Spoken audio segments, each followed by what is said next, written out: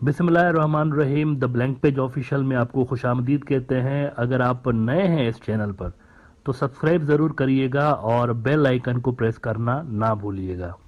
Nadreen, SAARC का जो forum है ये साउथ एशियन कंट्रीज़ के लिए एक बहुत ही इम्पॉर्टेंट फोरम था और साउथ एशिया के तमाम जो ममालिक हैं वो म्यूचुअल जो इश्यूज़ हैं वो यहाँ पर डिस्कस कर रहे होते थे और ज्वाइंट उसके लिए स्ट्रेटजीज़ भी अपना रहे होते थे। एक बड़ा एक्टिव किस्म का ये एक ग्रुपिंग हुआ करती थी और बड़ा ही इसका असर भी होता था। इस वक्त लेकिन सार्क जो है वो फाल नहीं है। It's like a dead horse. ये एक मुर्दा घोड़ा है जिसका सिर्फ नाम बाकी है। अदरवाइज प्रैक्टिकली सार्क जो है वो तकरीबन ख़त्म हो चुका है और इसके ख़त्म होने में मैं यहाँ पर पहले भी बात करता रहा हूँ कि इंडिया ने सबसे बड़ा रोल प्ले किया। वो यूँ इंडिया तो नहीं कहना चाहिए, बीजेपी ने सबसे बड़ा रोल प्ले किया। वो यूँ कि पाकिस्तान के साथ उनकी चूंकि खटपट थी और पाकिस्तान उनके लिए चुनाव का मुद्दा है, तो उनकी जो एंटी पाकिस्तान पॉलिसीज थी वो सार्क के अंदर भी लेकर आ गए और इस चक्कर में उन्होंने सार्क को ही दपड़दूस कर दिया। कुछ अर्सा पहले पाकिस्तान के अंदर सार्क का इजलास होना था तो मोदी ने ना सिर्फ खुद उसका बायकॉट किया बल्कि तमाम रीजन के जो मुल्क हैं उनको भी कहा कि आप भी बायकॉट करें। और ये वो ज़माना था जब अभी चाइना ज़्यादा उभरा नहीं था, अभी BRI जो था उनका इतना ज़ोरों शोर के साथ लॉन्च नहीं हुआ था। तो अभी नई नई एंट्री हो रही थी चाइना की, इस रीजन के अंदर नई नई एंट्री हो रही थी। तो सार्क एक आइडियल फोरम था इंडिया के लिए काउंटर करने के लिए चाइना को, क्योंकि सार्क में बहरहाल इंडिया चूंकि बड़ा मुल्क है, बड़ी इकोनॉमी थी, तो उनका ज़्यादा दबदबा था सार्क के ऊपर। लेकिन बजाय उसको कि जियोपॉलिटिकल मकासद के लिए, बेनिफिट्स के लिए इंडिया इसको यूज़ करता, उल्टा ये फोरम ही धपड़दूस कर दिया गया और अब जो है चाइना इस रीजन के अंदर घुस के आ गया है और इंडिया के पास कोई रेलेवेंट फोरम नहीं है इस रीजन के मुल्कों को अपनी तरफ इंटैक्ट करके रखने के लिए या उनको अपने से जोड़ के रखने के लिए। सार्क फोरम था लेकिन वो डिस्ट्रॉय हो चुका है। Now what is the way forward? India आगे क्या नए ऑप्शंस जो हैं वो देख सकता है? इस हवाले से इंडिया के अंदर जो इंटेलेक्चुअल्स थ्योरी फ्लॉट कर रहे होते हैं वो ये कर रहे होते हैं कि सार्क को रिवाइव करना आसान नहीं है। अब एक बार तीर जब कमान से निकल जाता है तो फिर वो निकल ही जाता है, उसको फिर दोबारा वापस कमान में लेकर आना काफ़ी मुश्किल होता है। तो इसी तरह से सार्क का तीर भी कमान से निकल चुका है। अब इसको दोबारा बनाना और दोबारा इसमें पहले वाली इन्फ्लुएंस हासिल करना ये काफ़ी मुश्किल है इंडिया के लिए। लेकिन एक और थ्योरी इंडिया में फ्लॉट की जा रही है कि सार्क का कोई अल्टरनेट हमें बनाना चाहिए, सार्क का कोई दूसरा कोई नए किस्म की सार्क बनानी चाहिए। और इस हवाले से एक फोरम ऑलरेडी बना हुआ है जिस पे नज़रें इंडियन इंटेलेक्चुअल्स गाड़ के बैठे हुए हैं कि यार इसको हमें पावरफुल करना चाहिए, इस ब्लॉक को। एक होता है ना, कभी कभी ये होता है कि पुरानी कंपनियां बनी हुई होती हैं, कई साल से रजिस्टर्ड होती हैं लेकिन वो फाल नहीं होती, जिन्हें कहा जाता है कि शेल्फ कंपनीज। तो इस तरह शेल्फ कंपनीज किस्म का एक फोरम बना हुआ है जो कि ज़्यादा फाल नहीं, इम्पैक्ट उसका ज़्यादा नहीं है। लेकिन इंडिया में ये थ्योरी दी जा रही है कि उसमें जान डाली जाए और उसका इम्पैक्ट क्रिएट करवाया जाए। उस फोरम का नाम है the Bay of Bengal Initiative for Multi Sectoral Technical and Economic Cooperation. अब इस फोरम के अंदर इंटरेस्टिंग बात बताता हूँ, मुल्क कौन कौन से हैं जिनको सार्क का अल्टरनेट कंसीडर किया जा रहा है ना, कौन कौन से मुल्क। इसमें दो धड़े आ जाते हैं, दो ब्लॉक्स आ जाते हैं, जियोग्राफिकल ब्लॉक्स। इसमें आसियान भी आता है, इसमें साउथ एशिया भी आता है। और यही जो फैक्टर है ना, ये इंडिया के अंदर वो जो इंटेलेक्चुअल्स इस फोरम को आगे करने के लिए या इसमें जान डालने की जो लॉबिंग कर रहे होते हैं वो इस वजह से कर रहे होते हैं कि इस तरह इंडिया का दोनों रीजन्स में इन्फ्लुएंस हो सकता है। इसमें मुल्क जो हैं वो बांग्लादेश है, भूटान है, इंडिया है, म्यांमार है, नेपाल है, श्रीलंका है और थाईलैंड है। अब अगर आप गौर करें तो सार्क के भी मुल्क हैं, इसमें आसियान के भी मुल्क हैं। तो इस हवाले से कहा जा रहा है कि अगर सम हाउ इंडिया इस जो कि ऑलरेडी बना हुआ है, ये वाला जो फोरम है पहले से ही बना हुआ है, 1997 से बना हुआ है, लेकिन एज आई सेड इफेक्टिवनेस इसकी नहीं है। तो इंडिया के अंदर कुछ इंटेलेक्चुअल्स जो है वो ये थ्योरी अपनी गवर्नमेंट को दे रहे हैं कि जी इसको हमें जो है वो थोड़ा सा इस पर ध्यान देना चाहिए और इसमें इसको ज़िंदा करना चाहिए। ऑलरेडी मरियल सा फोरम है लेकिन इसको ज़िंदा करना चाहिए।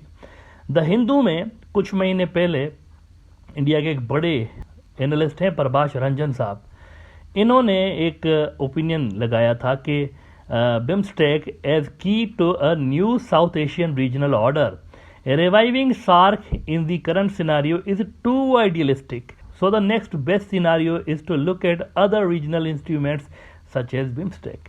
इसको आप जो है वो जो एनर्जीज, जो एफर्ट, जो रिसोर्सेज सार्क को रिवाइव करने में लगाएंगे वो इसमें लगाएं। ये एक थ्योरी इंडिया के अंदर फ्लोट की जा रही है। नाउ यहाँ पे मेरे हिसाब से इसमें प्रॉब्लम्स हैं थोड़े से, और वो जो प्रॉब्लम्स हैं वो संगीन नोयत के हैं, सीरियस किस्म के हैं, जिस वजह से मैं समझता हूँ कि अगर इसके अंदर रिसोर्सेज इंडिया पंप करेगा और इसको दोबारा रिवाइव करने की कोशिश करेगा या बढ़ाने की कोशिश करेगा ना बिम्स्टेक को, वो मेरे ख्याल से फजूल ही होंगे, ज़्यादा इफ़ेक्टिव होंगे नहीं। इसकी वजह क्या है अभी मैं आपको बताता हूँ। देखें, पहली बात तो ये है, इसका स्कोप जो है ना मिनिमम किस्म का है, छोटा सा स्कोप है। वो यूँ, इसके अंदर रीजन के बड़े इंपॉर्टेंट और की मुल्क हैं ही नहीं। मिसाल के तौर पर पाकिस्तान इसके अंदर नहीं है, और पाकिस्तान आप माने ना माने, देखें पाकिस्तान को साइड लाइन करने से सार्क ही साइड लाइन हो गया सारा का सारा। तो पाकिस्तान रीजन का इंपॉर्टेंट मुल्क है, उसको यूं आइसोलेट किए बिना कोई फोरम इस तरह बन नहीं सकता, और बनेगा भी तो उसका हाल ऐसे ही होगा जैसे बिम्स्टेक है।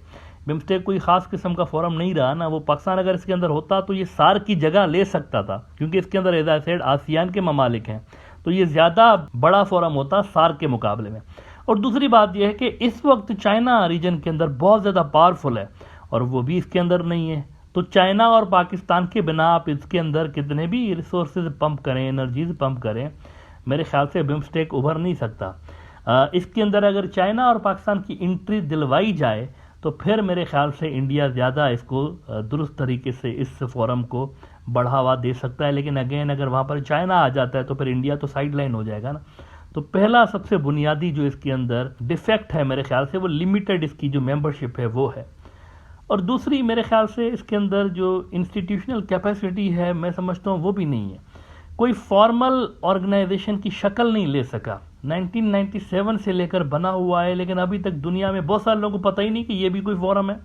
तो अभी तक ये कोई शक्ल नहीं ले सका उस तरह की। इसके अंदर जो मेंबर ममालिक हैं, एट टाइम्स यूँ भी लगता है कि थोड़ा सा रिलेक्चुएंट है, इनकी जो ज्वाइंट स्टेटमेंट्स होती हैं उसमें अमल करते हुए नज़र नहीं आते। इसको यानी ऐसे ही लेते हैं, नॉन सीरियस किस्म की एटीट्यूड दिखाते हैं इसके लिए। और वो जो मैंने बात की कि 1997 से है, लेकिन अभी तक आप देखें इफेक्टिवनेस इसकी ज़्यादा है नहीं। अभी तक ये कोई बड़े इकोनॉमिक या कमर्शियल किस्म के फ़वाइद मेंबर ममालिक को दे नहीं सका। और अभी तक क्योंकि सिक्योरिटी चैलेंजेस जो मेंबर स्टेट फेस कर रही होती हैं, उनके हवाले से कोई ज़्यादा रोल ये फोरम प्ले कर नहीं सका। सार्क करता था, सार्क ज़्यादा बेहतर रोल प्ले करता था। कमर्शियल और इकोनॉमिक जो एक्टिविटीज़ थी सार्क की, वो ज़्यादा होती थी। और इसी तरह से सिक्योरिटी चैलेंजेस के हवाले से भी सार्क में जो है वो बड़ा अच्छा हेल्पफुल फोरम था वो रीजन के मुल्कों के लिए। लेकिन बिम्स्टेक अभी तक 1997 से, मतलब 26 साल हो गए। 26 साल से एक फोरम जब कुछ नहीं कर पाया, तो आप कैसे समझ सकते हैं कि इस वक्त वो कोई बड़ा रोल प्ले कर सकता है, जबकि चाइना उभर के आ गया इक्वेशन में। देखें 1997 से लेके आप लगा लें 20 साल लगा लें 2017 तक। अब ये जो सारा अरसा था ना, इसमें साउथ एशिया के अंदर चाइना नहीं था इतना ज़्यादा, उनका इन्फ्लुएंस, इंडिया का इन्फ्लुएंस ज़्यादा था। तो जब इंडिया का इन्फ्लुएंस ज़्यादा था तब भी बिम्स्टेक कामयाब नहीं गया इतना ज़्यादा। तो अब तो चाइना है वहाँ पे, तो मेरा नहीं ख्याल कि आप अगर यहाँ पे रिसोर्सेज डालेंगे तो ये सार्क का अल्टरनेट नहीं बन सकता। इसीलिए मैं समझता हूँ कि अब भी कोई अगर बेहतर फोरम हकीकतन है साउथ एशिया वालों के लिए तो वो सार्क ही है। सार्क को ही रिवाइव करना चाहिए, और मेरे हिसाब से इसके अंदर चाइना को इंक्लूड करना चाहिए। अगर आप रीजन के बाकी मुल्क, इंडिया तो अपोजिशन करेगा यकीनी तौर पर, लेकिन रीजन के बाकी मुल्क अगर हकीकतन यहाँ पर कोई बड़े लेवल के बेनिफिट चाहते हैं सार्क के फोरम से, तो उनको चाइना को इसमें ऐड करना चाहिए।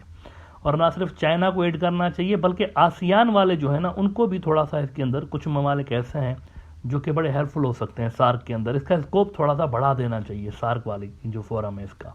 तो मेरे ख्याल से वो ज़्यादा बेहतर होगा, बजाय इसके कि डेड हॉर्स बिम्स्टेक जैसे जो हैं उन पे रिसोर्सेज और एनर्जी कंज्यूम करवाई जाए। उससे बेहतर ये है कि सार्क को थोड़ा सा जदीद तरीके से रीलॉन्च करने की और उसको रीडिज़ाइन करने की ज़रूरत है। और सार्क को बनाने में चूंकि बांग्लादेश आगे आगे था, आप में से ये बहुत सारे लोग नहीं जानते होंगे, सार्क को क्रिएट करवाने का जो क्रेडिट जाता है वो बांग्लादेश को जाता है। सबसे ज़्यादा जो रोल प्ले किया था वो बांग्लादेश ने, इंडिया से भी ज़्यादा, पाकिस्तान से भी ज़्यादा बांग्लादेश ने रोल प्ले किया था सार्क को क्रिएट करवाने में। तो अब भी अगर वो ये टास्क लेते हैं और रीडिज़ाइनिंग करके उसको दोबारा से लॉन्च करते हैं, तो मेरे ख्याल से बहुत ज़्यादा फ़ायदे इस रीजन के मुल्क हासिल कर सकते हैं सार्क से, नए सार्क से। ये जो नया सार्क होगा, ये नए ग्लोबल ऑर्डर और नए रीजनल ऑर्डर को कंसीडर करते हुए चूंकि बनाया जाएगा, तो ये मेरे ख्याल से बहुत ज़्यादा हेल्पफुल होगा रीजन के मुल्कों के लिए।